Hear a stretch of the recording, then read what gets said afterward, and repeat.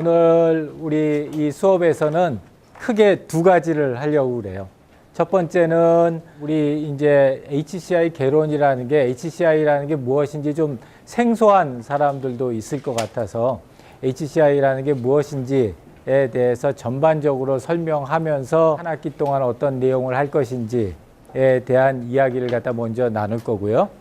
이제 그 다음에는 중간에 쉬는 시간을 갖다 좀 가지고 나서 강의 계획서를 가지고서 수업을 갖다 어떻게 진행할 것인지에 대한 얘기를 갖다가 나누려고 해요. 그래서 오늘 첫 번째 주고 또 오늘 이 수업 말고도 이제 여러 수업들을 이렇게 들어보고 또 결정을 해야 되니까 아마 마음들도 바쁠 거고, 그래서 시간을 갖다가 가능한 가급적이면 하여튼 빠른 시간 내에 우리 두 가지 프로그램을 갖다 다 마무리를 해서 여러분들이 이 HCI라는 게 무엇이고 이 수업이 한 학기 동안 어떻게 진행될 거구나를 갖다가 대략적인 감을 잡은 다음에 그 다음에 다음 주서부터 수업을 갖다 진행할 수 있도록 그렇게 시작을 갖다가 하려고 합니다.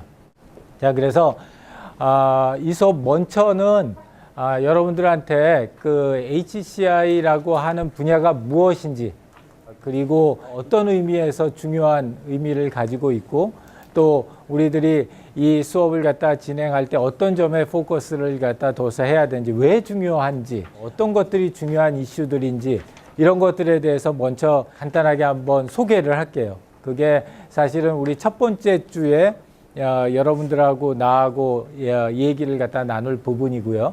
그 다음에 이제 강의 소개는 우리 실러버스 가지고서 전반적으로 어떻게 진행하겠다 하는 내용을 다루도록 할게요. 자, 그래서 혹시 우리 기존에 HCI라는 게 무엇이다 라는 거에 대해서 어떻게 듣거나 수업을 듣거나 비슷한 얘기를 들어본 사람? 한 번도 안 들어본 사람? 들어보긴 들어봤는데 무슨 얘기인지 잘 모르겠는 사람? 오케이. 자, 그 들어보긴 들어봤는데 무슨 얘기인지 잘 모르는데 또 뭐라고 하면서 들어봤어요, 그래? 휴먼 컴퓨터 인터랙션이라고 알거든요.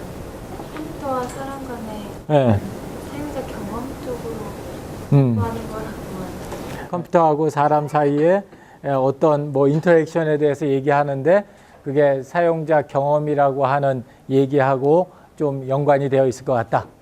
사람하고 어떤 정보, 뭐 IT 사이에 하여튼 무슨 관계인 것 같은데, 그게 사람이 그 기술이나 그 서비스나 이런 걸 사용하는 뭐 이런 거하고 관계 있는 것 같은, 주로 이제 그런 내용에 대한 얘기들이 HCI인 것 같다 하는 내용이에요. 혹시 또 다른 얘기 들어본 적이 있는 사람? 오케이. 자, 그러면은 이제 우리 그 제일 처음부터 시작을 하면은 이분이 누구냐면은 제 지도 교수예요. 제 지도 교수, 우리 박사과정, 제가 한 30년 됐나? 20년 됐군요. 20년 전에 박사과정 할 때 제 지도 교수였는데 이제 돌아가셨는데, 허버트 사이먼이라고 1978년도에 노벨상을 타셨어요. 근데 이분이 하신 말씀 중에 하나가, 사람에 대해서 정말 잘 이해하고 싶으면은 그 사람들이 뭐 어떤 것들을 만들어 가지고 그걸 어떻게 사용하는지 그거를 갖다가 열심히 연구하다 보면은 이 사람에 대해서 좀 더 잘 알게 될 거다. 그게 사람을 갖다가 잘 알게 되는 가장 좋은 방법이다. 사람들이 뭘 만들어서 어떻게 쓰는지. 이제 그런 측면에서 말씀을 갖다 하셨어요. 그러면서 이 뭔가 인공물이라고 하는 거, 아티팩트라고 하는 것에 대한 과학이다 라고 하는 책을 갖다가 써서 이제 그 책이 상당히 유명한 책이 됐는데, 그 이제 이 얘기하고 우리 HCI가 어떻게 관련이 될런지에 대해서 오늘 한 1시간 10분 한 그 정도 가지고서 강의를 진행을 하려고 해요. 그래서 이제 오늘 이 내용은 그 이제 휴먼 컴퓨터 인터랙션이라고 하는 HCI라고 하는 것과 그다음에 이제 유저 익스피리언스 또는 UX라고 하는 것, 이러한 것들이 도대체 뭘까? 사실은 요새 굉장히 버즈워드예요. 많은 사람들이 굉장히 관심을 많이 가지고 있고 또 굉장히 기업이나 뭐 사회나 이런 데서 상당히 관심을 많이 가지고 있는 것들인데, 이런 것들이 과연 뭘까? 왜 우리가 한 학기 동안 이거에 대해서 수업을 갖다 듣고 강의를 갖다 하고 그럴까에 대한 얘기를 갖다가 좀 나누어 보려고 그래요. HCI라는 것이 가운데 있고 이게 이제 마인드맵이라고 생각하면 돼요. 그러니까 이번 1시간 동안 여러분들이 무슨 내용을 할 거다에 대한 마인드맵이라고 생각하면 되고 그래서 이렇게 보면은 첫 번째로 HCI가 가지고 있는 의의가 뭘까? 도대체 HCI는 뭘 목표로 할까? 왜 요새 이렇게 야단일까? 그리고 HCI가 가지고 있는 중요한 원리는 어떠한 것들이 있을까? 그리고 왜 그렇게 중요하다고 요새 야단일까? 그리고 이게 가지고 있는 뭐 학문적인 의의라든지 실용적인 의의는 어떤 것들이 있을까? 한 저런 내용들로 오늘 수업을 갖다가 진행을 하려고 해요. 자, 그래서 HCI라는 게 도대체 뭐냐 하면은 이 휴먼 컴퓨터 인터랙션이라고 하는 그런 분야라고 생각하면 돼요. 언제부터 생겼냐? 얼마 안 됐어요. 한 1980년대 중반, 후반, 1980년대 후반 이렇게 됐으면 90년, 2000년, 2010년 하면은 기껏해서 한 30년 정도 된 굉장히 신종 학문 분야 중에 하나예요. 그러면 뭐를 하느냐 하면은 사람이 만들어낸 디지털 아티팩트들. 아까 우리 그 허버트 사이먼 교수님이 얘기하셨던 이제 아티팩트를 연구하는 게 중요하다 그랬는데 이 사람들이 만들어내는 디지털 아티팩트들을 갖다가 어떻게 하면은 사람들이 즐겁고 유용하고 재밌게 그렇게 사용할 수 있게 만들까? 또 굉장히 실용적인 학문 분야인 거예요. 그럼 디지털 아티팩트라는 게 뭐냐? 뭐 아주 쉽게 얘기하면은 여러분 지금 손에 다 가지고 있는 스마트폰, 핸드폰, 그리고 홈페이지, 소셜 네트워크 서비스들, 뭐 카카오톡 이런 것들이 다 디지털 아티팩트들이에요. 그래서 우리가 그런 것들을 디지털 제품이라고 그러기도 하고 디지털 서비스라고 그러기도 하고 또는 디지털 컨텐츠라고 그러기도 하고 그러다 보니까 HCI의 최종 목표는 어떻게 하면은 내가 그 디지털 아티팩트를 잘 디자인해서 또는 잘 기획해서 그걸 갖다 사용하는 사람들이 그걸 사용하면서 정말 재밌고 즐겁고 유용하고 이렇게 생각하게 만들어줄 수 있을까? 그거를 한마디로 이렇게 딱 요약해서 뭐라고 그러냐면 어떻게 하면 사람들에게 최적의 경험을 줄 수 있을까? 그래서 우리가 UX다 그러면은 유저 익스피리언스 사용자가 경험하는 모든 것. 그래서 UX를 우리가 UX 막 그러는 이유가 이 사용자 경험이라고 하는 것이 매우 중요하다는 걸 요새 사람들이 이제 깨닫게 됐어요. 그러다 보니까 사용자 경험을 그러면 잘해주기 위해서 필요로 하는 요소들은 뭐냐? 그랬더니 이게 이 HCI라고 하는 학문 분야가 이런 사용자의 경험을 굉장히 중요하게 다루고 있구나 하는 걸 발견을 하게 됐고 그래서 그러면은 이 HCI라고 하는 분야를 갖다가 조금 신중하게 좀 봐야 되겠다 하는 움직임들이 나타나기 시작을 했어요. 근데 이게 이름에서도 보다시피 HCI라고 해서 휴먼 컴퓨터 인터랙션 그럼 굉장히 딱딱하잖아요. 그리고 그 안에는 이제 컴퓨터 그리고 막 인터랙션 이런 것처럼 잘 얼핏 들어서는 이해가 안 되는 그런 말들이 많이 있는 거예요. 그 이유가 뭐냐? 1980년대 후반에 우리가 HCI라는 걸 갖다 처음 시작을 했을 때에는 그때는 한 요런 걸 갖다가 딱 요 안에 있는 박스와 같은 요 정도의 생각들을 했어요. 그래서 그때 HCI는 뭐였냐면 우리 1980년대 중반이나 이때만 해도 어떤 때였냐면 대부분이 컴퓨터를 갖다 메인프레임이라고 하는 큰 컴퓨터를 썼어요. 그리고 사람도 한 사람이 딱 그걸 갖다가 자기가 콘솔이라고 하는데 앞에 앉아서 그걸 사용을 했고 주로 일하는 데 썼어요. 그러다 보니까 우리가 HCI 처음 만들어졌었을 때에는 어떻게 하면 그 개발자 또는 전문가 그 사람이 이 컴퓨터 이 시스템을 어떻게 오류 없이 편하게 쉽게 잘 쓸 수 있을까? 이제 그 점에다가 이렇게 막 포커스를 해서 처음 HCI가 시작을 했어요. 그게 한 1980년대 후반이에요. 이제 그러면서 HCI가 조금씩 발전하면서 이제 큰 몇 가지의 변화들이 생겼어요. 그리고 나는 참 럭키하다고 생각하는 게 그런 변화들을 갖다가 말하자면 다 경험을 했어요. 그래서 그 경험을 하면서 참 이렇게 학문이라고 하는 분야가 이렇게 바뀌어 나가고 있구나 하는 걸 갖다 느꼈는데 1980년대 후반 들어서 기술적으로 가장 큰 변화는 뭐였던 것 같아요? 예를 들어서 우리 80년대에는 인터넷이 없었댔어요. 내가 처음에 연세대학교에 온 게 1994년도에 왔는데 그때 막 인터넷이라고 하는 게 도대체 뭐야? 어떻게 쓰는 거야? 뭐 이거 왜 이게 필요해? 뭐 이런 얘기들을 막 한참 할 때 연세대학교에 왔어요. 그러니까 그때만 해도 인터넷이라는 게 별로 없었고 대부분의 컴퓨터 시스템 일하는 데 많이 썼었어요. 그러다 보니까 그때는 컴퓨터라고 하는 것이 굉장히 전문가들이 아주 소수의 목적을 위해서 사용하는 것들 이렇게 생각들을 갖다가 했었는데 이게 이제 점점 인터넷이라는 게 들어오기 시작했고 또 큰 변화 중에 기술 측면에서 큰 변화 중에 하나는 우리 소위 말하는 모바일 혁명이 일어났어요. 그래서 다들 손에다 핸드폰을 하나씩 가지고 다니고 시작했고 요새는 다들 스마트폰으로 다 넘어가고 있어요. 점점 손에 들고 있는 그런 정보기기의 성능이 훨씬 더 막 향상되기 시작을 하는 거예요. 할 수 있는 일이 너무 많은 거예요. 그런 변화가 있었고 또 점점 또 어떤 변화들이 있었냐면 소위 말하는 유비쿼터스라고 그래서 우리가 사용하는 정보기술들이 우리 눈에는 안 보이지만 우리 실제 일상생활 속에 아주 곳곳에 이렇게 스며들게 됐어요. 그러다 보니까 이쪽 옛날에 그 하나의 우리 이 책상 위에 올려 있는 데스크탑 컴퓨터라고 하던 그 컴퓨터에서 여러 가지 다양한 정보 기기들 더 나가서 디지털 제품이나 서비스나 게임과 같은 컨텐츠들 이런 것들이 다 모여져 가지고 이쪽 파트가 막 확장되기 시작을 했어요. 그러기 시작하고 또 이쪽 HCI 이쪽에서 한 개인 한 사람의 사용자만 사용하던 거에서 회사에서 그 컴퓨터를 사용할 때 또 좀 더 나가서 사회적으로 카카오톡이다 뭐 예를 들어서 그러면 그건 한 개인이나 어떤 회사가 사용하는 게 아니라 한 우리나라라고 하는 전체 나라가 사용을 한단 말이에요. 그러면 그렇게 됨에 따라서 이쪽의 범위도 이제 점점 더 늘어나게 된 거예요. 그래서 옛날에 이 부분만 가지고 얘기하던 HCI 1.0에서 이 HCI 2.0은 훨씬 더 큰 범위로 이제 범위가 더 커졌어요. 그러다 보니까 실제로 이제 할 수 있는 일들도 훨씬 더 많아진 거죠.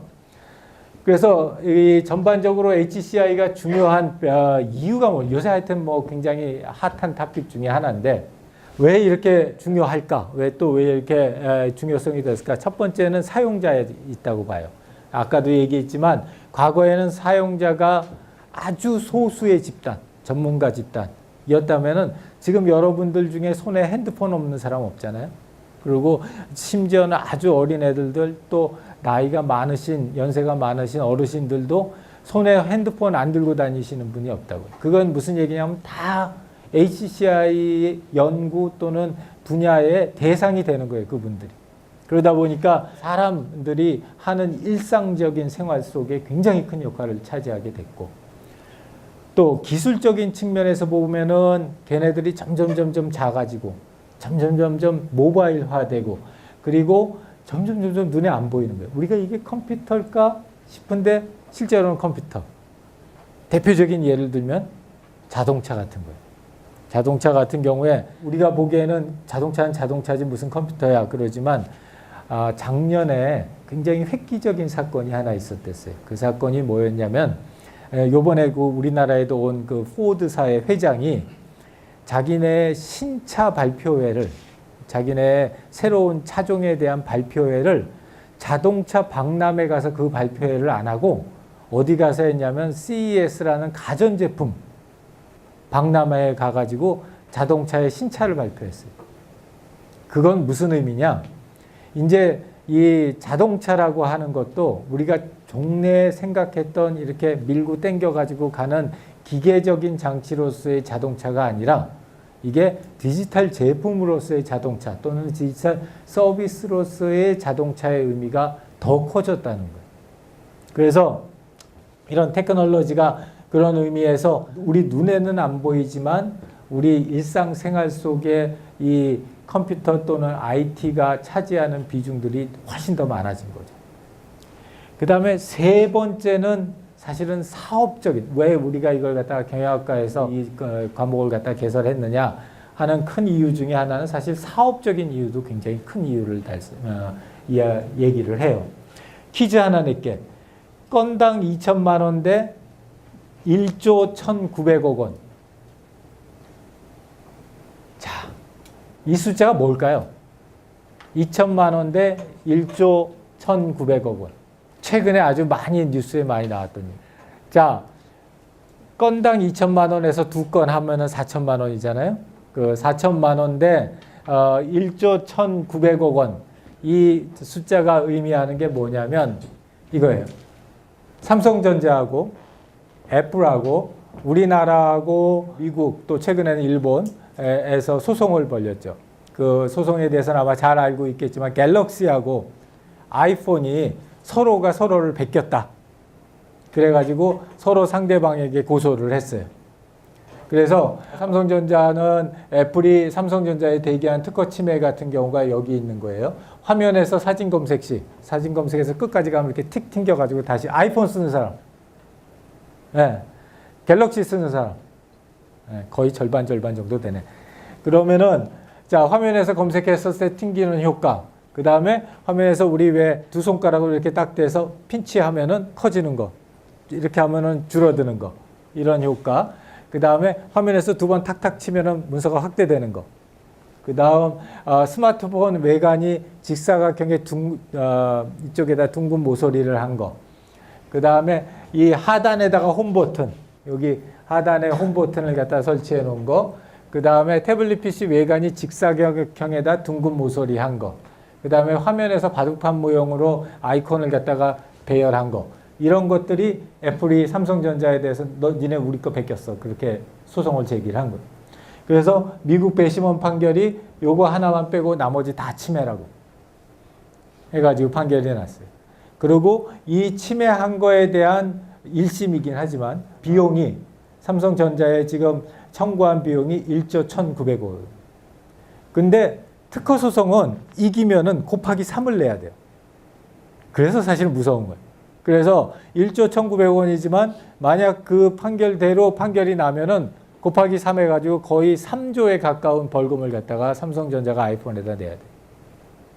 반면에 삼성전자가 국내 법원에서 한국 판결이 난 거가 두 가지가 삼성전자가 이겼어요. 그 두 가지가 뭐냐면 분할 전송되는 데이터 구분 기술, 그 다음에 데이터 전송 모드를 갖다 알려주는 기술. 이 두 가지가 아이폰이 뺏겼다. 그러고서 건당 2천만 원씩 애플에다가 지급해라. 라고 판결을 내렸어요. 자, 이거 보고서 어떤 생각이 들어요? 억울하다?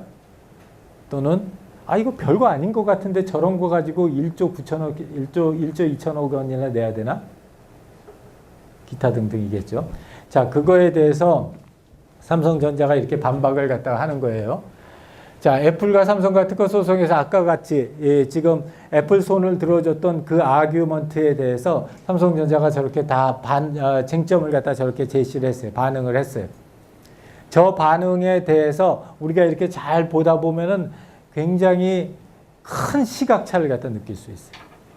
그 시각차가 뭐냐? 어떤 시각차냐면 삼성전자의 시각은 뭐냐면 그게 비록 사용자한테는 비슷하게 보이고 비록 사용자가 그걸 사용하는 방식에서는 비슷할지 모르지만 속을 갖다가 끄집고 들어가서 보게 되면 실제로는 다른 방식으로 작동된다. 그러니까 우리는 특허 침해한 거 아니다. 이게 삼성전자의 논리예요. 반면에 인정한 거는 뭐냐면은 사용자 입장에서 보면은 별반 차이가 없다. 그러면은 이 HCI라고 하는 것이 중요한 이슈 중에 하나로 이렇게 대두되는 이유가 가장 사실 큰 이쪽 분야를 갖다 키운 가장 큰 사람을 갖다 대라 그러면 사실 스티브 잡스. 스티브 잡스가 이쪽 분야를 갖다 처음 도입을 했고 기업에서 제품을 만드는데 활용을 했고 실제로 내가 PhD를 할 때는 교과서가 없어서 애플사에서 나오는 유저 인터페이스 매뉴얼이라는 걸 우리 PhD 공부할 때 교과서로 썼어요. 그런 만큼 그쪽에서 가지고 있는 많은 포커스들은 뭐에다 집중하냐면 사용자가 이걸 보고 어떻게 느낄까? 사용자가 이걸 가지고 어떻게 사용할까? 그 다음에 사용자가 실제로 이걸 갖다 가지고서 무슨 효과를 볼까? 이런 데에 포커스를 갖다 하는 반면에 이 삼성전자의 아규먼트를 보면 그것도 중요하겠지만 그러나 그 더 중요한 건 실제로 그게 어떻게 작용하는지 기술적으로. 그래서 기술적으로 그걸 갖다가 어떻게 우리가 대응해야 되는지가 더 중요하다. 이렇게 얘기를 하는 거예요. 그런데 우리가 이 시점에서 꼭 생각해 봐야 될 점이 뭐냐면 우리가 이 아이폰의 이 지금 하고 있는 ACCI적인 요소들을 갖다가 만들어내기 위해서 애플이 투자한 비용과 지금 삼성전자가 애플의 이와 같은 HCI적인 요소에 대응해서 지금 맞대응을 하는 건 LTE 기술이에요. 그러면은 LTE 기술을 갖다가 개발하고 그걸 갖다 임플리멘테이션 하는데 들어가는 투자 비용을 한번 두 개를 생각을 해보세요. 이 HCI적인 요소를 갖다 제품에 구현하는 데 들어가는 투자 비용과 LTE망을 전국에 전 세계에 깔고 그의 기술적인 특허를 갖다 마련하는 것. 투자 비용에서는 훨씬 더 많은 비용이 기술적인 요소에 들어가게 돼요. 당연히. 그런데 앞에서 보는 것처럼 실제로 그게 가지고 있는 비즈니스 임플리케이션을 얼마나 크게 보느냐 하는 거는 오히려 사람이 어떤 경험을 하게 됐고 사람이 뭘 받고 사람이 그걸 어떻게 활용하고 사람이 그걸 갖다가 사용함으로써 어떤 효과를 보느냐 이거에 훨씬 더 큰 가치가 있다는 우리가 특허 소송의 결과에서도 보듯이 자 그래서 이런 이유들 때문에 사실은 이제 가장 큰 이유는 아이폰 때문에 많이 컸죠. 인터넷하고 아이폰 이런 것들 때문에 HCI가 상당히 많이 컸고 그리고 이제 그것 때문에 상당히 많은 사람들이 HCI를 갖다 공부를 하고 또 UX를 공부를 해요. 그런데 이제 이 HCI에는 그 대상이 되는 컨셉이 세 가지가 있어요. 그래서 그 세 가지 간의 차이를 갖다가 잘 구분하는 거 그게 굉장히 중요한 점 중에 하나여서 일단 그 세 가지를 한번 볼게요. 크게 HCI에서 중요한 세 가지의 컨셉으로 인터페이스 또는 유저 인터페이스 또는 UI라고 하는 거. 요새 뭐 신문 광고나 이런 데 보면 많이 나오잖아요. 뭐 아주 그 UI를 향상시킨 스마트폰이다. 뭐 이런 식으로 나오는 그 인터페이스라는 게 있어요. 그 다음에 또 하나가 인터랙션. 휴먼 컴퓨터 인터랙션 할 때 그 인터랙션이라고 하는 인터랙션이 있고 세 번째가 익스피리언스, 유저 익스피리언스 또는 UX라고 하는 이런 세 번째 개념들이 있어요. 그래서 유저 익스피리언스, 인터랙션, 인터페이스가 있는데 이 세 가지의 관계가 헷갈려요. 그래서 막 전문가들도 나는 UI 하는 사람입니다. 나는 UX 하는 사람입니다. 뭐 이런 식으로 해서 상당히들 헷갈리게 표현들을 해요. 근데 조금 더 자세히 살펴보면은 이제 이쪽이 디지털 시스템이에요. 뭐 여러분 스마트폰이라고 생각을 해도 되고 뭐 PC라고 생각을 해도 되고 갤럭시 탭이라고 생각해도 돼요. 이쪽이 이제 시스템이고 이쪽이 사람이에요. 이쪽이 사람이고 이걸 갖다 이렇게 쭉 선으로 만들면은 사용자하고 접하는 시간 측면에서 보면 여기는 굉장히 짧고 여기는 굉장히 길어요. 짧고 이거는 뭐 1초, 2초 이런다면은 이거는 1년, 2년 이러는 거예요. 그래서 사용자가 접하게 되는 시간이 길고 짧음이라고 하는 그 상황에서 보게 되면은 인터페이스라고 하는 거는 굉장히 짧은. 반면에 익스피리언스라고 하는 건 굉장히 긴 그런 접촉 시간을 가지고 있는 컨셉들인데 간단하게 생각하면 인터페이스들이 막 쌓이면은 인터액션이 돼요. 인터액션이 막 쌓이면 익스피리언스가 돼요. 그래서 얼마나 많은 시간을 두고 쌓였느냐라고 하는 측면에서도 볼 수 있고 또 하나는 역할이라고 하는 측면에서 본다면은 얘는 컴퓨터에 막 가까워요. 그래서 도구적인 역할을 많이 해요. 반면에 얘는 사람에 굉장히 가까워요. 그래서 목표, 이건 궁극적인 목표 이런 얘기를 할 때 이 익스피리언스에 대한 얘기를 하고 중간에 있는 이 인터랙션이라고 하는 거는 수단을 통해서 목표에 다가가는 행동들 개념적으로 이렇다는 거예요. 그러면 이제 각각에 대해서 조금 살펴보면은 첫 번째 유저 인터페이스 UI라고 하는 거예요. 아주 가장 오래된 컨셉이고 HCI 쪽에서 가장 오래된 컨셉이고 또 가장 많이 알려진 컨셉이 뭐예요? 그럼 저는 UI 디자이너를 합니다. 그러면은 주로 그때 얘기하는 UI라고 하는 거는 우리가 어떤 컴퓨터를 보던 스마트폰을 보던 뭘 보던 게임을 보던 NC소프트 게임을 보던 한눈에 딱 보고서 귀로 듣고 이런 거 아니면은 이렇게 손으로 부르르 떨리면 이 진동 하는 것처럼 바로 느낄 수 있는 컴퓨터에서 가장 가까운 쪽에 있는 그런 요소들을 가리켜서 우리가 UI 요소라고 해요.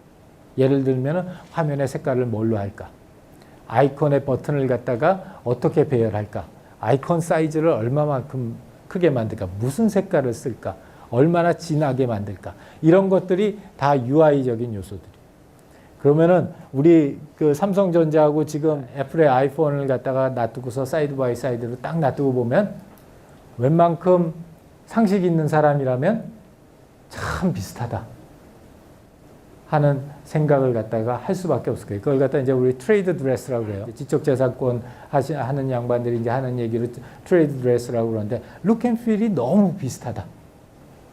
그러니까 지금 삼성전자하고 아이폰의 그 애플에서 쟁점이 되고 있는 그 요소들이 가장 밑단에 있는 UI적인 요소들에서부터 많이 중첩이 되기 시작하는 거고 미국 배심원들은 이걸 보고 나서 이 UI적인 요소 너무 비슷하다. 아이폰하고 갤럭시하고 너무 비슷하다고 배심원 판결을 갖다 내린 겁니다. 그래서 이 유저 인터페이스가 처음에 상당히 많은 각광을 받았고 처음에 1994년도에 한국에 왔었을 때 첫 번째 한 프로젝트가 UI 프로젝트를 했댔어요.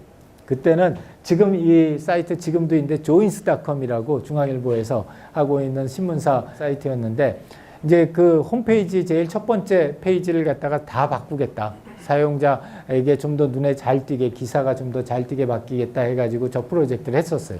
그게 벌써 한 20년 가까이 돼가는데 18년, 19년 돼가는데 이제 그때 아주 젊은 교수, 내가 그때 30대 초반에 연세대학교에 왔으니까 30대 초반 중반 정도 됐었을 텐데 이제 한 몇 달 동안 열심히 해가지고 이제 그 화면도 설계하고 막 버튼을 어디에 놔둘까 어떻게 해야지 사용자들이 기사를 편하게 읽을까 막 이런 걸 해가지고 제안을 하려고 하는데 최종 제안하는 그 날 갑자기 그러는 거예요. 그 사장님이 오시기로 했다.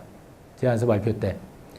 근데 내가 그때 굉장히 좀 어색했거나 좀 불안했던 게 뭐였냐면 과연 내가 대규모 이런 중앙 일간지 회사의 사장님을 모시고 할 만큼 그렇게 중요한 일을 했을까? 그때만 해도. 지금은 홈페이지의 첫 번째 그 메인 홈페이지의 디자인을 바꾼다. 그럼 포털이나 이런 데 회사들은 당연히 CEO가 다 보고 최고 의사결정권자가 다 봐요. 근데 그때만 해도 그 안에 패턴의 색깔을 어떻게 바꾸고 박스를 얼마나 바꾸고 이런 게 정말 중요할까? 내가 스스로 자신이 없었댔어요. 그래서 물론 이제 그 다음서부터 시작해서 이런 유저 인터페이스에 대한 관심들이 많아지고 실제로 그게 가지고 있는 사업적인 이런 중요도가 많이 높아지면서 지금은 많아졌지만 그러나 아직까지도 유저 인터페이스가 중요하긴 하지만 그게 전체적인 결정 요소를 갖다 하는 건 아니다 하는 생각이 들었고 두 번째가 이제 인터랙션이에요.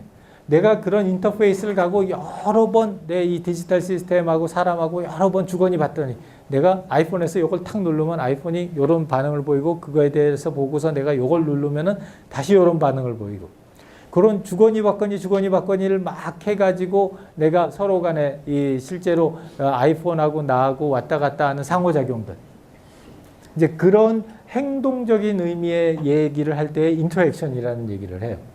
그러니까 인터페이스를 여러 번 본 거죠. 여러 번 듣고. 자, 이게 여러분 그 뭐 잘 알겠지만 아까 나왔던 특허 항목 중에 하나예요. 우리 그 실제로 이렇게 두 손가락을 해가지고 늘리면은 이미지가 커지게 보여지고 좁히면 이미지가 작게 보여지는 것들. 이러한 것들이 인터랙션의 대표적인 케이스예요. 사람이 어떤 행동을 하고 그거에 대해서 시스템이 어떤 반응을 할까? 그거에 대해서 또 사람이 어떤 행동을 할까? 하는 요 일련의 연속적인 대화의 과정.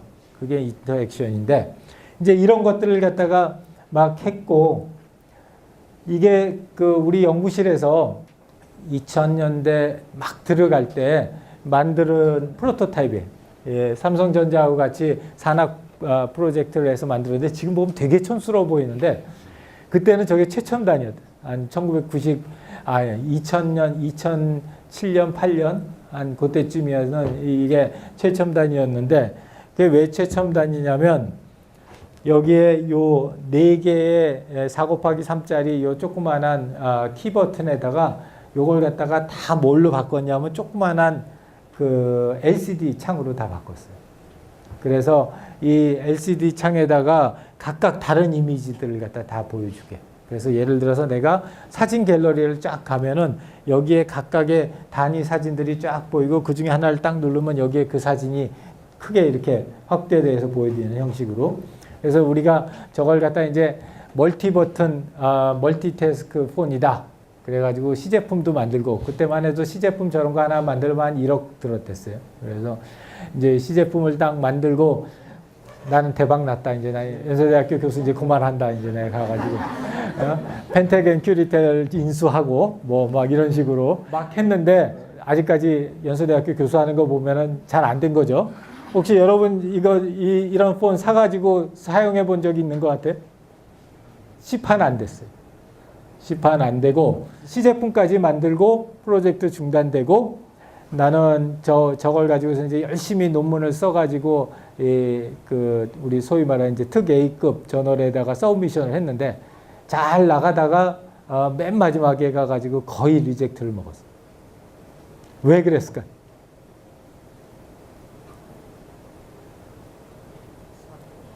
스마트폰이 나와서 특히 뭐가 나왔냐면 요거 딱 하고 나서 우리 시제품 알고 나서 그 다음 달인가에 아이폰이 나왔어요.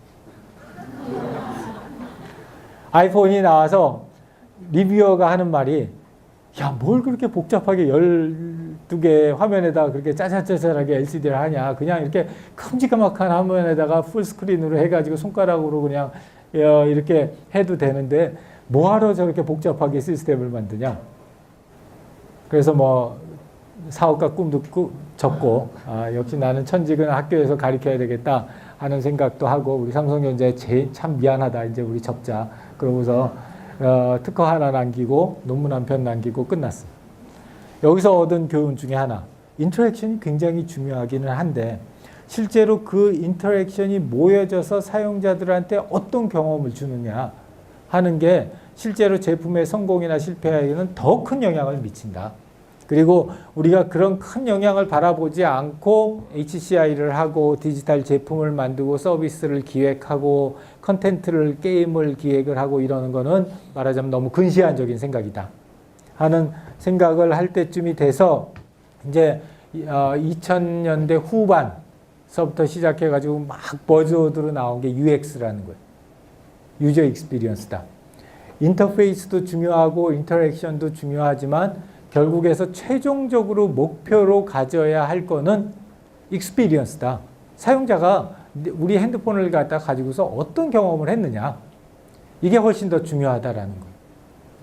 그래서 이제 그 UX라는 게 이제 아주 막 번지기 시작을 했고 뭐 지금 이제 한참 번져 나가고 있는 상태예요. 그래서 보면은 뭐 UX 프로그램이라는 것도 많이 나왔고 뭐 무슨 협회에서 UX 프로그램 뭐 전문가 과정한다 뭐 한다 이런 것도 많고 뭐 삼성전자, LG전자 이런 데나 뭐 다음이나 네이버나 이런 데서 사람 뽑을 때 UX 전문가 뽑는다 하는 것도 뭐 맨날 나오는 얘기고 그리고 뭐 저기 심지어는 엊그저께는 무슨 UX 자격증 시험을 갖다 만들어서 나보러 출제하라고 출제 의뢰까지 올 정도로 하여튼 막 야단이에요. 그래서 유저 익스피리언스라는 거 결국에는 최종적인 고울인 거죠. HCI를 해서 우리가 새로운 디지털 제품이나 서비스를 만들었었을 때 그게 사용자에게 최적의 경험을 줄 수 있어야 된다. 그래서 UX에 대한 얘기했고 이런 UX에 대한 얘기들은 제품뿐만이 아니라 뭐 여러 가지 자동차나 뭐 예를 들어서 핸드폰이나 심지어는 무슨 라디오나 이런 것들까지도 다 그래요. 우리 이 폭스바겐 그 선전을 보면은 아주 그냥 구체적으로 우리는 익스피리언스다. born with experience 해가지고 유저 익스피리언스라는 게 이만큼 중요하다라고 막 강조를 해요. 이게 그 유저 익스피리언스를 갖다가 가장 적절하게 나타내는 영화 클립이라고 생각해가지고 한번 가져온 거예요. 아까 우리 이것 때문에 기술적으로 약간 문제가 있었었는데 이 영화 본 사람 어떤 영화인지 아는 사람? 무슨 영화? AI라고 하는 영화예요. Look at me. 자, 이 배경을 좀 설명을 하면은 여기에 지금 앉아 있는 아줌마가 사용자예요. 사용자인데 이 아줌마가 몇 달 전에 아들을 잃어버렸어. 아들을 잃어버려서 너무 상심을 하고 이러고 있는데 저 왼쪽에 이쪽에 있는 친구가 로봇이에요. 로봇인데 이 사랑을 하고 감정을 갖다가 표현할 수 있는 그런 로봇이다 해가지고 만들어낸 그 로봇 아이 로봇이에요. 그래서 이 장면은 지금 뭐냐면 이 엄마가 이 아이 로봇한테 내가 네 엄마다. 소위 말하면은 초기화를 시키는 과정. 이니셜 부팅을 갖다 지금 하고 있는 중이에요. 부팅을 해가지고 이제 내 걸로 만들고 있는 중인데 어떻게 하고 있냐면 옆에서 지금 이렇게 뒤에다 대고서 여러 가지 얘기를 하다가 엄마의 이름을 2번 얘기해요. 모니카. 그랬더니 얘 얼굴 표정이 바뀌죠. 딱 그 바뀌는 표정이 있는데 저 표시가 있는데 내가 안 만든 건데.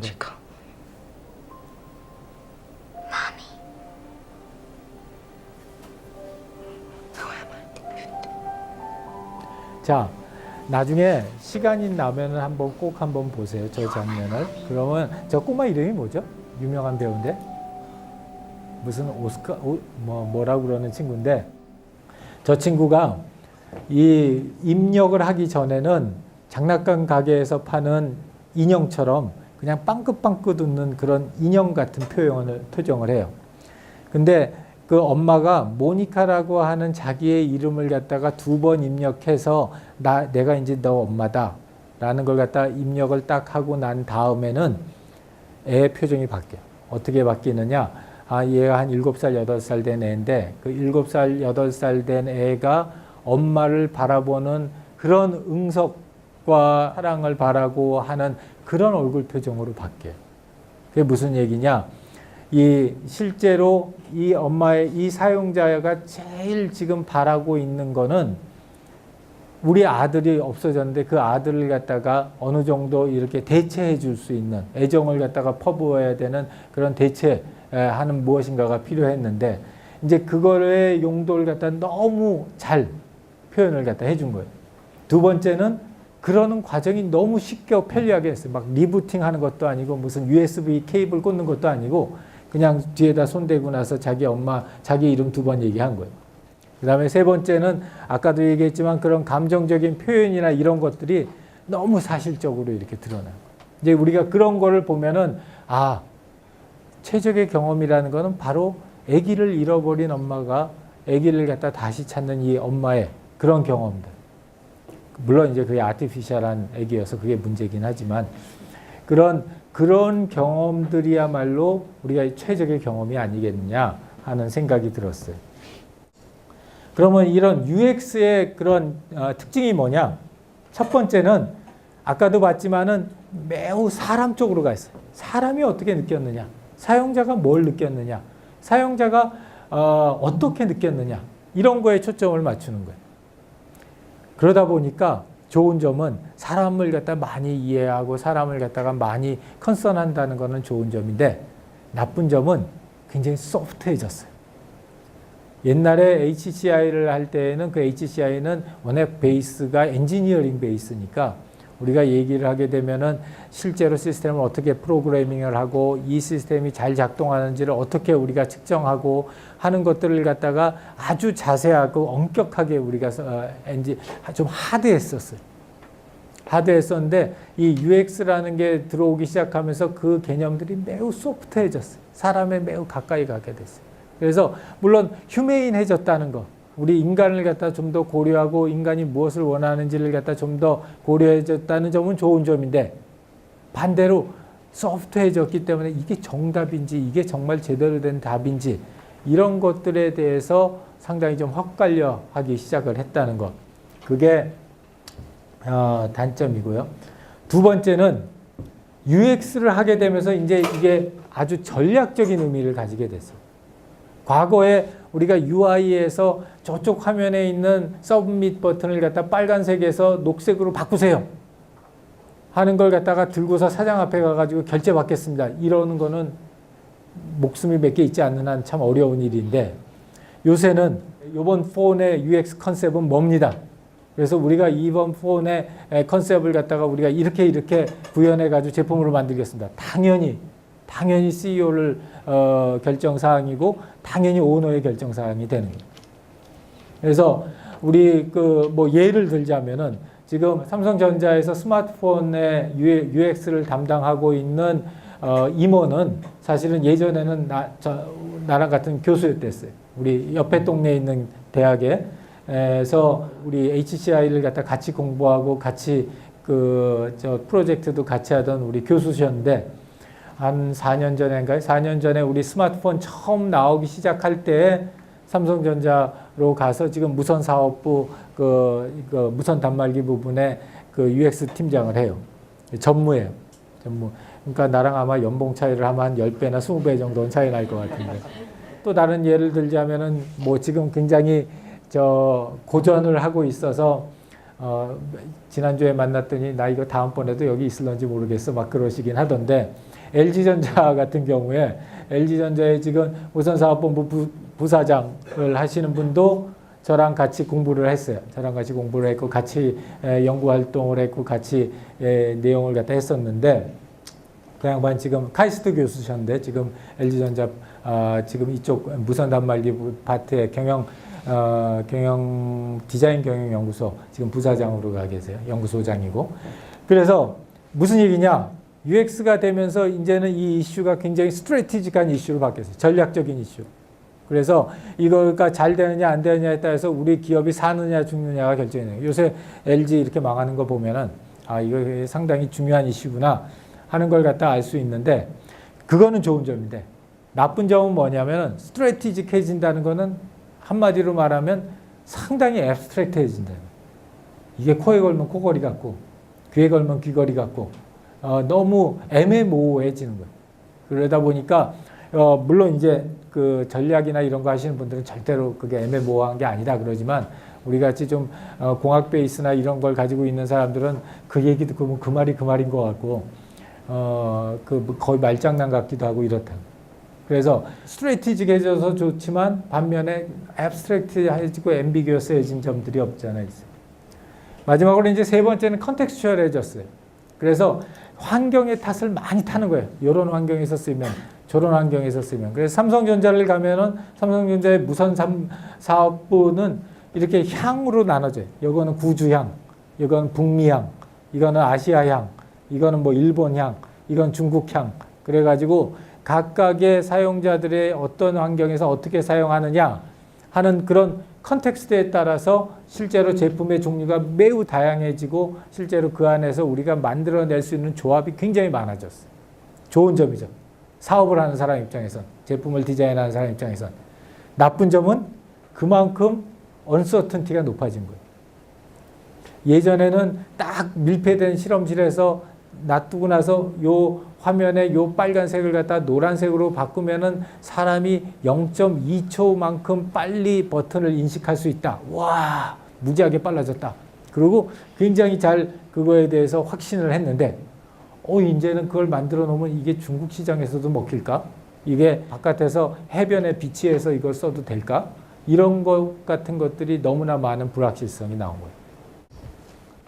그래서 UX가 중요하기는 한데 그런 UX가 제대로 구현되기 위해서는 크게 두 가지가 필요해요. 첫 번째는 이론이 필요한 거예요.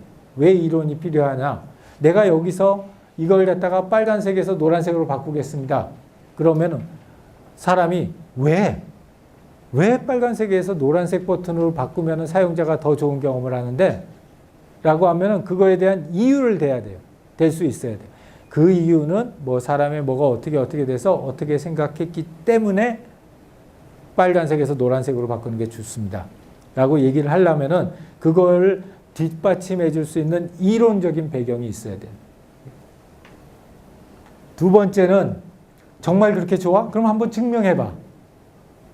그러면은 그걸 갖다가 정말 노란색 버튼을 빨간색 버튼으로 바꾸는 게 좋다는 거를 제가 이런 방법으로 이렇게 테스트 환경을 만들어서 이렇게 테스트해서 이렇게 좋다는 걸 입증하겠습니다. 방법론이 있어야 되는 거예요. 그런 걸 갖다 할 수 있는. 내 말이 맞다라는 걸 입증할 수 있는 방법. 그래서 이론적인 근거와 방법론적인 절차가 있어야지 UX라는 게 소프트한 성격, 언서튼한 성격, 그리고 이런 그 단점들을 갖다 우리가 보충할 수 있는 거고, 그런 것들이 없게 되면, 티어리나 그런 메소돌로지가 없게 되면은 이 UX라고 하는 거는 어떻게 생각하면 상당히 신기루에 가까운, 없어져 버리는 그런 일시적인 현상이 될 수도 있다는 거예요. 그래서 HCI에 사람들이 이렇게 관심을 가지는 이유는 HCI가 UX를 다루는 학문이긴 하지만 그 UX에 대한 이론적 근거, 그리고 방법론적인 절차들, 이런 것들을 구체화하는데 가장 큰 역할을 해요. 그러다 보니까 이제 최근 들어서 UX라는 게 막 발전하고, 그게 뭐 심지어는 광고 기획하는 데도 쓰이고, 뭐 상품 기획 당연히 쓰이고, 서비스 디자인하는 데 쓰이고, 뭐 이런 데 이제 많이 쓰이다 보니까, 아, 그러면은 그거를 제대로 하기 위한 배경 학문이 뭐냐? HCI라는 학문이다. 그래서 그런 HCI라는 학문을 갖다 제대로 배우자 하는 얘기가 나오게 되는 거고요. 그런 HCI라고 하는 학문에서 근데 보게 되면은 이 그 최적의 경험이라고 하는 거, 이건 너무나 구름 잡는 얘기다 이거죠. 그래서 그걸 갖다가 한 레벨 정도 좀 다운시켜서 조금 더 구체적으로 그 최적의 경험이라는 게 무엇인지를 조금 더 자세하게 알아봤으면 좋겠다 하는 요구들이 많았고, 이제 그런 요구들을 갖다가 이 HCI라는 분야에서 많은 사람들이 연구를 했어요. 기존에 이제 대학자들, 뭐 댄 노먼이라는 사람도 있었고, 여러 사람들이 그 실제로 그러면은 최적의 경험이라고 하는 이 애매모호한 이 내용을 조금 더 구체화시킬 수 있는 방법이 뭘까를 가지고서 막 고민을 하다가, 경험에는 세 가지의 요소가 있다. 사람이 어떤 걸 경험한다는 거예요. 세 가지 요소가 있는데, 그 첫 번째는 사고적인 수준. 이걸 뭐라고 생각하면 되느냐면, 이거 이제 영화에 빗대어서 얘기를 하자면, 사고적인 수준이라는 건 뭐냐면, 사람들이 영화 보고 나서 이게 좋은 영화였어 라고 할 때에는 그 영화가 우리한테 제시해주는 메시지가 명확한 거예요. 그래서 내가 무슨 영화를 보고 이거는 굉장히 섬찟해, 또는 무슨 영화를 보고 이건 너무 잔잔하네. 나 최근에 본 게 건축학개론, 그 영화를 갖다가 봤는데, 그 건축학개론 영화를 갖다가 우리 애랑 우리 집사람이랑 셋이서 이렇게 보면 세 사람이 생각이 다 틀려. 어떤 사람은 왜 저게, 우리 특히 막내 중학교 1학년인데 우리 막내는 보면서 저게 무슨 영화야? 총도 한 번 안 쏘고, 뭐 헤어지는 것도 없고 저게 무슨 영화야? 뭐 그런 것을 대해서 우리 와이프는 막 눈물 쫙쫙 흘려가면서 막 손수건 빨아가면서 보고, 난 중간에 졸다 자다 하면서 보고 막 이랬어요. 근데 그런 것처럼 어떤 영화든지 그 영화가 제시해주고자 하는 메시지가 명확하게 전달되는 거. 이게 이제 사고적인 수준이고. 두 번째, 행동적인 수준이라고 하는 거는 줄거리에 관한 거예요. 이 줄거리가 너무 빨라서 못 따라가도 안 되고, 너무 느려서 뭐 해외 출장 갔다 와서 한 달 만에 다시 봐도 똑같이 스토리가 돌아가는 뭐 연속극이다, 이러면은 안 되는 거예요. 그래서 그런 행동적인 수준. 그 다음에 이제 세 번째로 감성적인 수준. 이걸 갖다 보고서 내가 얼마나 의도한 감성을 갖다 제대로 느낄 수 있었냐 하는 것들을 보는 건데, 이 UX에서도 똑같이 이 세 가지 조건들을 갖다 상당히 중요하게 생각들을 해요. 그래서 첫 번째가 유용성, 두 번째가 사용성, 그리고 세 번째가 감성이에요. 그래서 이 세 가지 요건들을 갖다가 3대 조건이라고 그러고 이제 각각에 대해서 연구를 하기 시작을 했어요. 그래서 첫 번째 요소가 유용성 또는 유스플리스라고 하는 거예요. 하나를 갖다 보게 되면 스타워즈라고 하는 영화인데,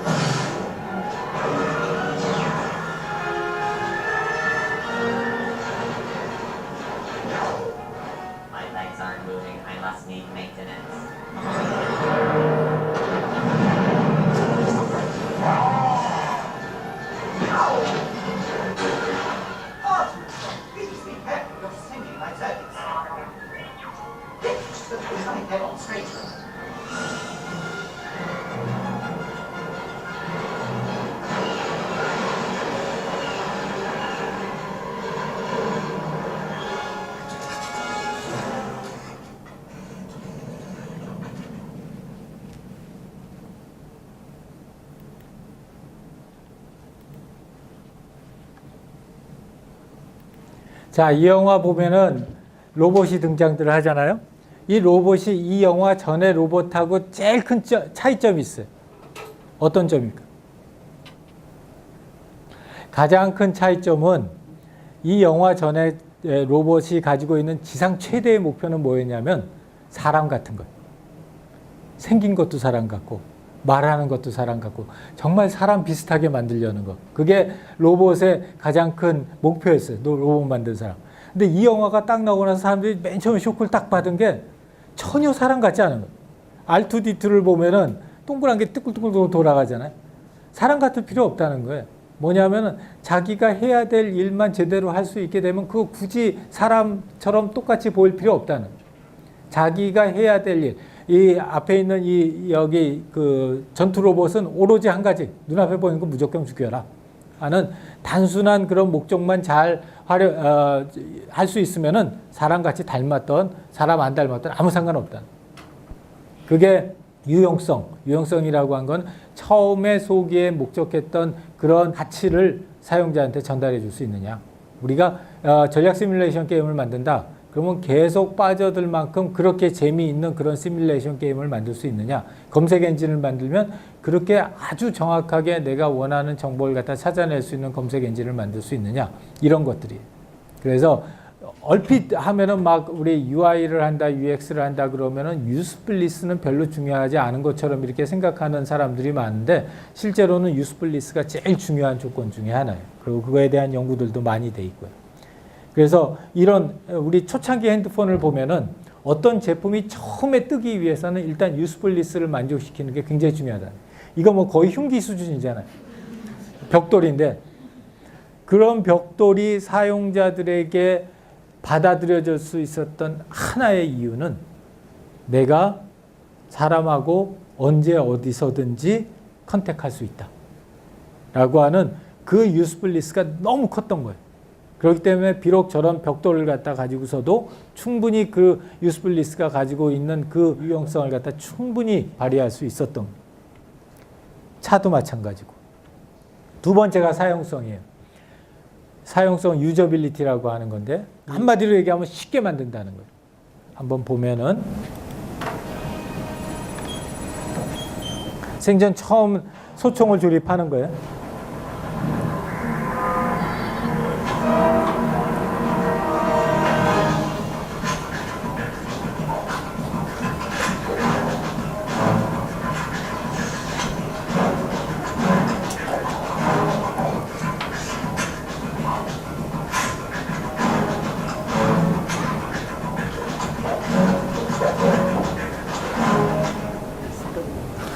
자, 제키 찬 영화 중에 턱시도라고 하는 영화인데 이걸 보게 되면은 유저빌리티라고 하는 개념은 어떻게 하면 빠른 시간 내에 사람들로 하여금 오류를 범하지 않으면서 자기의 하고자 하는 일을 효과적으로 수행할 수 있게 해주느냐 하는 게 유저빌리티예요.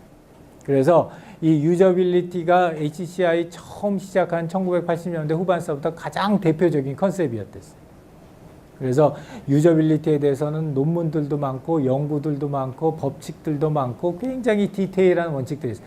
우리가 그냥 쉽게 사용하기 편리하다 이러면은 쉽게 얘기는 하는데 실제로 사용하기 편리하게 만들기 위해서는 굉장히 복잡한 원칙들이 있어요. 기준들이 있고. 그래서 그런 걸 다 정리해 놓은 게 이 유저빌리티라고 하는 그런 원칙이라고 보면 되고요. 대표적인 케이스가 블랙베리 폰 같은 경우에 여러분이 핸드폰을 이용해 가지고 이메일 체크를 하고 싶다. 이 블랙베리 폰만큼 편리하게 그리고 오류 없이 이메일 체크할 수 있는 폰이 지금까지도 없어요. 아무리 아이폰이나 갤럭시가 나온다고 해도 이메일을 보는 그 용도를 편리하게 하기 위해서는 이것만한 게 없다는 거죠. 차도 마찬가지고. 세 번째가 감성이에요. 우리 유용성, 사용성과 관계 세 번째 중요한 요소 중에 하나가 감성인데 워낙은 컴퓨터 시스템을 갖다가 디지털 시스템을 얘기할 때 감성 얘기 별로 안 했댔어요. 감성이라고 그러면 그거 그냥 말하자면 그냥 겉모습 칠해 뭐 이런 식으로 상당히 폄하를 했었었는데 이제 최근 한 5년, 10년 전서부터 사람들의 얘기가 아니다. 우리가 어떻게 감성을 제대로 전달해 주느냐 하는 게 실제로 편리하고 유용한 거에도 큰 영향을 미친다. 라는 결과를 갖다 가져왔고, 그래서 요새는 사실은 감성이 훨씬 더 중요하다. 심지어는 유용성이나 사용성보다도 감성이 훨씬 더 중요하다라고 하는 주장들도 많이 해요. 감성이 제일 잘 나타난 영화 한번 볼게요.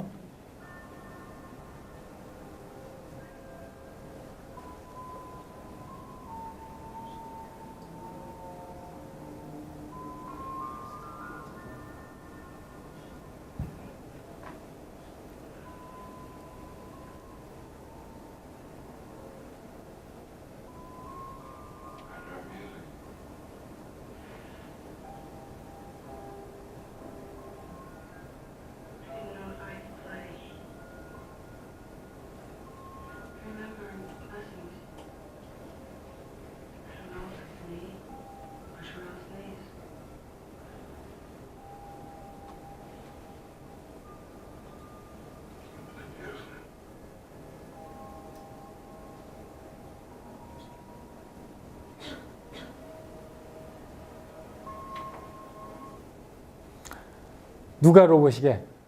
남자일까 여자일까? 어? 남자라고 생각하는 사람, 여자라고 생각하는 사람. 아, 대부분 사람이 여자라고 생각하는구나. 아, 이 무슨 영화예요? 블레이드 러너라고 SF의 아주 고전이고, 우리가 뭐 이 감성에 대해서 얘기할 때 이 영화를 갖다 빼놓고 얘기하면 좀 섭섭할 정도의 영화인데, 블레이드 러너라고 하는 영화에 나오는 저 여자는 로봇이에요. 로봇이고, 해리스 포드 연계에 있었을 때 연계 해리스 포드인데, 이 도망친 로봇을 잡아들이는 현상꾼이라고 그러나요? 네, 그런데 이제 이 도망친 로봇하고 사랑에 빠진 거예요. 이제 그 로봇의 이 모습이나 로봇의 인상이나 로봇의 말이나 이런 걸 보면서, 아, 저 사람도 저런 감성을 갖다 표현하기 참 힘들겠다 하는 생각들을 갖다 많이들 해요. 그만큼 이제 아직까지도 상당히 고전적인데, 이 감성이라고 하는 건 지금 보는 것처럼 내가 어떤 제품이나 서비스를 만들었을 때 그거를 통해서 사람들한테 얼마나 어느 정도의 감성이나 인상을 갖다가 제공하려고 하고, 그게 얼마나 제대로 충실하게 표현되었는가, 이런 점에다 초점을 맞춘다고 보면 돼요.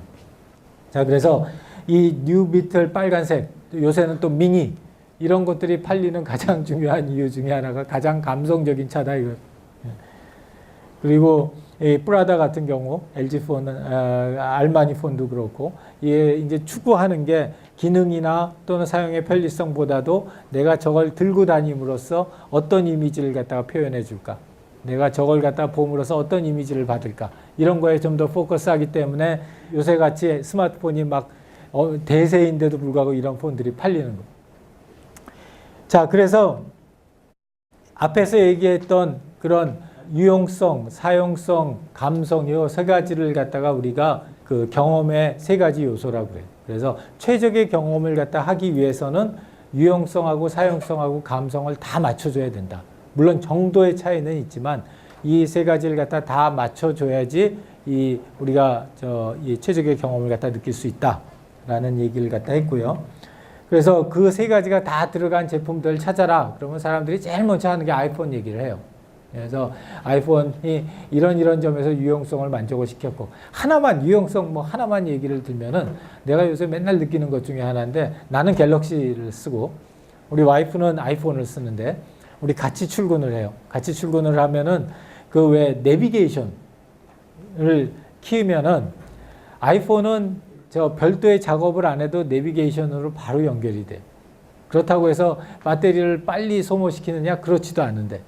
그런데 나는 내비게이션으로 연결시키려면은 T맵 냅이라는 걸 작동을 시켜서 또 한 번의 동의 절차를 갖다가 해야지 그게 내비게이션 기기하고 연결이 돼요.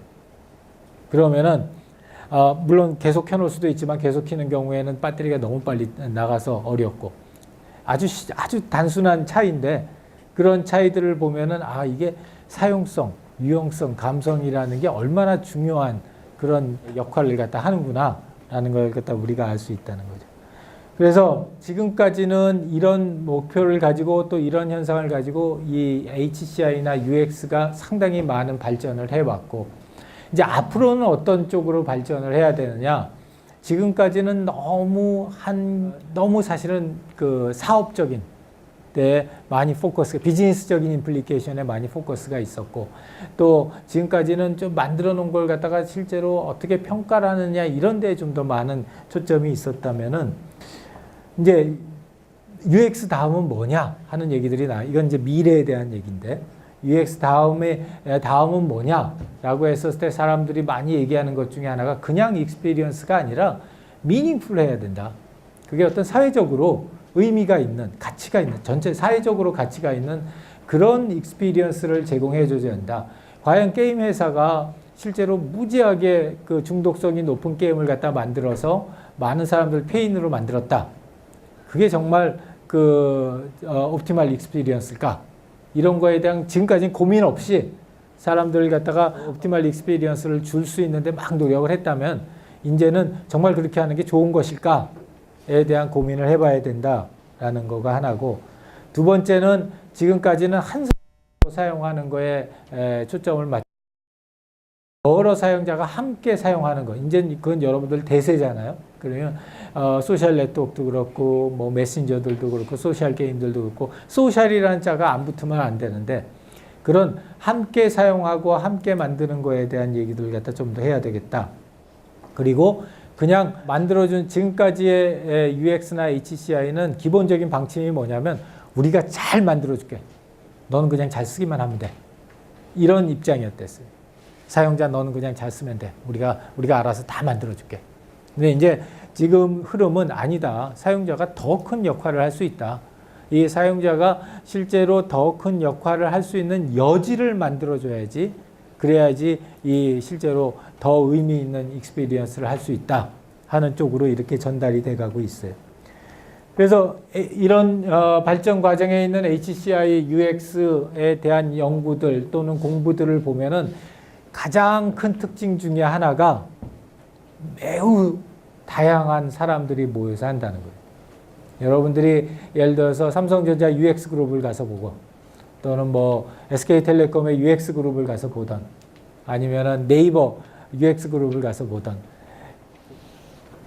가장 일반적이고 보편적인 특징들은 뭐냐면 정말로 다양한 사람들이 모여 있구나 하는 걸 갖다 느낄 수 있고, 경영학을 전공한 사람, 우리 여러분 경영학 전공한 사람 중에 여러분 선배 중에 여러 사람들이 지금 UX를 한다고 삼성전자에 가 있고, 또 인문사회학을 한 사람들, 디자인한 사람들, 엔지니어링 한 사람들, 굉장히 다양한 전공을 가진 사람들이 들어가서 HCI를 갖다 하고 UX를 한다고 하고 있어요. 그걸 또 학회가, 우리 한국의 HCI 학회가 1년에 한 번씩 모여요. 1년에 한 번씩 모이고, 어쩌다 보니까 올해하고 내년이 내가 학회장이에요.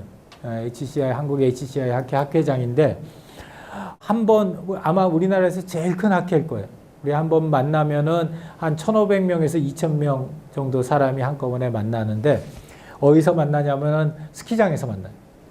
그만한 크기의 이 룸을 갖다가 충분히 만들어낼 곳이 뭐 코엑스 말고는 없는데, 코엑스는 너무 비싸니까 스키장에 가가지고 그 왜 큰 스키라카들이 있는데 거기서 만나는데, 벌써 한 20년이 다 돼가요. 20년이 넘었는데, 거기 학회를 가서 보면은 옆에서 보면은 막 인문사회 심리학한 사람들, 사회학한 사람들이 막 어떻게 이 사람들이 컴퓨터를 사용하느냐에 대해서 얘기하고, 또 다른 쪽에 가면은 경영학한 사람들이 이거 비즈니스 모델을 어떻게 만드냐에 대해서 막 얘기하고, 또 한쪽에 가면은 공학한 사람이 이거 어떻게 임플리멘테이션 해야 되는지에 대해서 막 얘기해. 얼핏 들으면 내가 이건 너무 두서없는 곳에 와 있지 않나 하는 생각이 드는데, 이제 그날 저녁에 우리가 보통 리셉션을 아주 거하게, 작년에는 우리 저 홍대 앞에 있는 그 클럽에 DJ를 모시고 왔어요.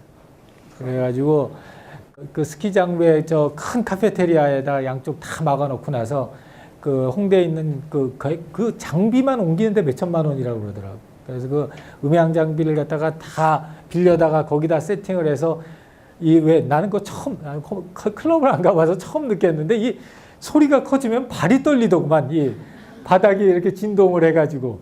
이제 그렇게 하는 그 순간에 이렇게 다 모여가지고 춤을 추고 이야기는 못 나눴지. 하도 시끄러워서.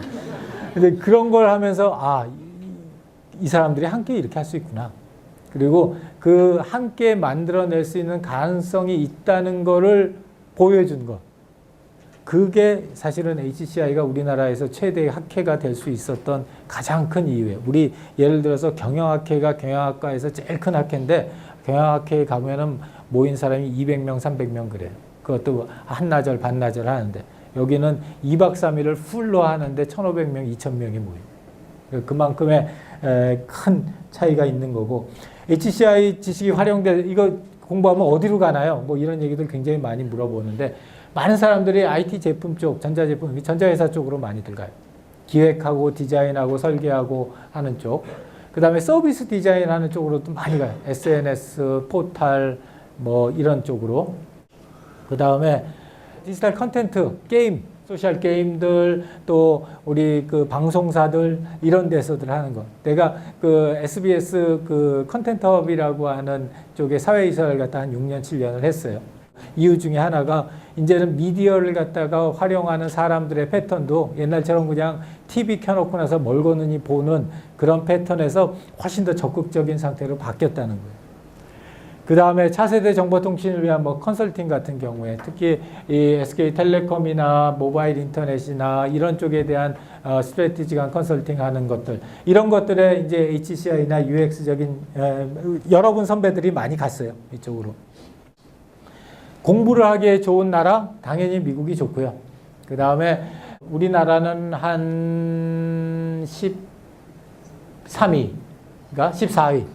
그래도 굉장히 많이 높아진 거고 한 가지 뭐 기쁜 소식 중에 하나는 우리 그 2015년에 이 전체 그 HCI 분야의 가장 큰 학회가 카이라고 하는 학회인데 그 학회가 2015년에 우리나라에서 동양에선 처음으로 우리나라에서 HCI 학회를 해요. 그래서 그것도 이제 몇 주 전에 그 발표가 났는데 2015년 최종 이제 우선 협상자로 이제 그런 걸 봐도 우리나라가 꽤 잘하고 있고요.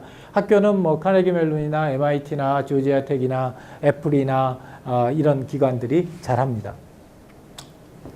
HCI 분야 마무리를 갖다 하려고 하면은 기회는 산업계의 관심이 굉장히 뜨거워요. HCI나 UX 뽑는 사람들도 회사들도 많고 원하는 기업들도 많고 정부 입장에서도 UX라는 게 또 서비스라는 게 이렇게 우리나라의 경쟁력이다 이렇게 해서 그걸 어떻게 지원해 줘야 되느냐 이런 거에 대한 얘기들을 갖다 상당히 많이들 해요. 그리고 특히 이제 우리나라 백성들 대중들처럼 이렇게 기술에 대해서 리셉티브하고 난 제일 쇼크했던 게 유비쿼터스라는 그 어려운 영어를 갖다가 꼬마가 신문 광고에서 보고 얘기할 때. 그리고 햅틱 폰을 만든 게 우리 친구가 만들었는데 햅틱 폰을 가지고 전면 광고를 갖다가 삼성전자가 전면 광고를 갖다 내릴 때 그걸 갖다 보고서 햅틱 폰을 사는 사람들을 봤을 때 이 사람들이 엄청 말하자면 이쪽에 대한 수용성이 높구나 하는 생각이 들었어요. 위기는 뭐냐? 양질의 연구 인력, 전문 인력이 부족해요. 특히 공부하는 사람들이 매우 부족해. 왜냐, 처음에 이제 공부를 갖다 좀 더 하겠다, 막 석사를 하겠다, 막 이렇게 왔다가 공부하기도 어렵고, 이제 실제로 이제 HCI 수업을 한 학기를 하면 알겠지만 이게 여러 분야의 내용들을 한꺼번에 이렇게 모아가지고 얘기를 나누기 때문에 로드도 많고 배워야 할 것도 많고 해야 될 일도 많은 거예요. 그러다 보니까 실제로 공부하는 거는 어렵고 기업에서는 빨리 나와서 자기네들한테 오라고 그러고 그러니까 긴 텀으로 공부하는 사람들이 참 드물어요. 그렇기 때문에 연구 인력도 드물고 특히 전문 인력이 굉장히 적다는 거. 그게 큰 위기 중에 하나고 그러다 보니까 이거 잘못하면은 그냥 사상 누각이 돼서 없어져 버릴 것 같은 그런 생각도 많이 들고요. 그 다음에 체계적인 방법론이나 이론이 아직도 상당히 모자라요. 몇십 년 된 마케팅, 막 몇백 년 된 수학 이런 거에 비해서 이제 30년 된 학문이다 보니까 체계적인 방법이나 이론적인 체제나 이런 것들이 모자라고 그 다음에 이게 우리가 HCI라고 하는 것이 전문적인 하나의 독립적인 분야다 이렇게 얘기하고 하는 경우도 그렇게 많지 않아요. 우리 학교 같은 경우에는 그래도 아주 빠르게 움직여서 우리 송도의 테크노아트 프로그램 같은 경우에는 이 HCI적인 요소들을 굉장히 많이 감안한 프로그램이 만들어지고는 있지만 앞으로 과연 그런 추세가 계속 갈 것인가에 대한 우려들도 있어요. 그래서 기회이자 위기인 상황이라고 생각이 들어요. 자, 여기까지 해서 우리 HCI에 대한 전반적인 설명을 했는데 질문이나 코멘트 있는 사람? 질문? 예. 그 아까 아이폰이랑 갤럭시 보여주면서 그 HCI 말씀하신 중에 혹시 B2C가 아니라 B2B 같은 회사, 뭐 오라클 같은 경우도 HCI가 많이 그런 오라클, 선 마이크로 시스템스 이런 B2B 회사들 같은 경우에 굉장히 스트롱한 그 UX 디파트먼트를 가지고 있어요. 그게 B2B든 B2C든 간에 실제로 고객을 갖다가 만족을 시키고 고객에게 좋은 경험을 준다는 건 그만큼 어려운 거예요. 네. 자, 우리 여기로 하고요. 우리가 이제 매주 조금 있다가 우리 5분 동안 쉬었다가 그 다음에 이 수업을 갖다가 어떻게 진행할 것인지에 대해서 설명을 우리 이 수업 조교인 우리 김상미 조교가 해줄 겁니다. 우리 김상미 조교 손 좀 들어주세요. 박수 한번 쳐주시고. 그래서 요 강의는 요거까지 하고요. 다음 주에 이 수업을 갖다 계속 들을 사람들은 두 가지를 갖다가 제출을 하세요. 수업 시간 전까지. 옵션이에요. 옵션인데 각각 PPT 한 장이에요. 첫 번째는 이 영화를 한번 보세요. 아바타라는 영화인데 아바타라는 영화를 갖다 하나 보고서 이 세 가지 주제 중에 본인이 아무거나 마음에 드는 거 한 가지 선택해 가지고 이 영화를 보고서 그 영화 장면이나 내용에 대해서 이야기를 하나 정리하는 거. 그게 하나예요. PPT 한 장. 그 다음에 또 한 장은 우리 그 토론 주제가 있어요. 토론 주제가 5개인데 이 5개 중에 아무거나 본인이 제일 이야기하고 싶은 거 하나를 선택해서 그거에 대해서 PPT 한 장으로 정리해서 제출하는 거. 언제까지? 수업 시간 전날, 그러니까 우리가 월요일이죠. 월요일 날 저녁 6시까지.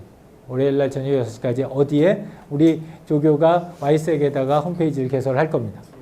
그래서 그 2개, 그러니까 각자 PPT 한 장씩 해서 2장이에요. 그래서 그 2장을 갖다가 제출을 하고 그 다음에 이제 수업과 관련된 자세한 사항은 우리 5분 쉬었다가 우리 조교가 수업 계획서를 바탕으로 해서 자세히 설명을 할 겁니다.